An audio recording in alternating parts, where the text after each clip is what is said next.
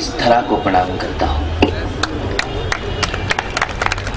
मित्रों, जब जब भी देवीय शक्ति पर दानवीय दर्प का प्राबल्य होता है, तभी तब उस दर्प का दमन करने के लिए उस देवीय शक्ति की शुद्ध यांत्रिक प्रेरणा से ही कभी राणा प्रताप, कभी वीर शिवा, कभी भगत सिंह, कभी सुखदेव, कभी राजगुरु, कभी विजय सालस्कर, कभी हेमंत करकरे, कभी सुधाकर और कभी हेमराज जैसे नौजवान खड़े हो जाया करते हैं।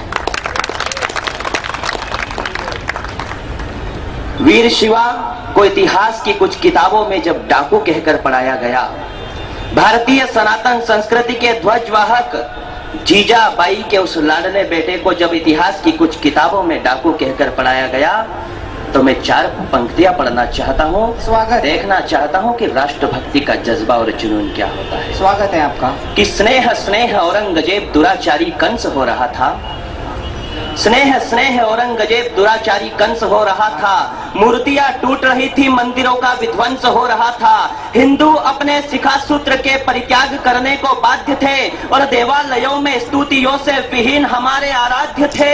आर्य कुमारियों की सिसकियों से गूंजते बादशाहों के हरम थे और शिशु ललनाओं को भी नहीं बख्शा, वे जालिम इतने बेशरम थे। बहुत बढ़िया। शिशु ललनाओं को भी नहीं बख्शा, वे जालिम इतने बेशरम थे। तब हिंदू धर्म ध्वजा फहराने जीजाबाई का वो लाल आया था और यौनों का काल बनकर शिवा साक्षात महाकाल आया था।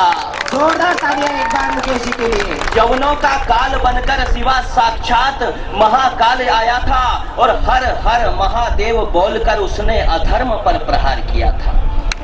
हर हर महादेव बोलकर उसने अधर्म पर प्रहार किया था और दम तोड़ती वीरता में उसने प्राणों का संचार किया था।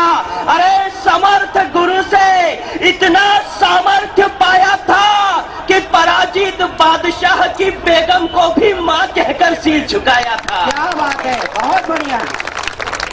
समर्थ गुरु से इतना सामर्थ्य पाया था कि पराजित बादशाह की बेगम को भी मां कहकर सिर झुकाया था। और मित्रों, मैं नाम नहीं लूंगा, यह धर्म और संस्कारों का मंच है। पिछले दिनों एक व्यक्ति ने खड़े होकर इस हिंदुस्तान की सरजमीं पर यह कह दिया कि राम का जन्म नहीं हुआ। उसने कह दिया हिंदू सनातन संस्कृति के दाह संस्कार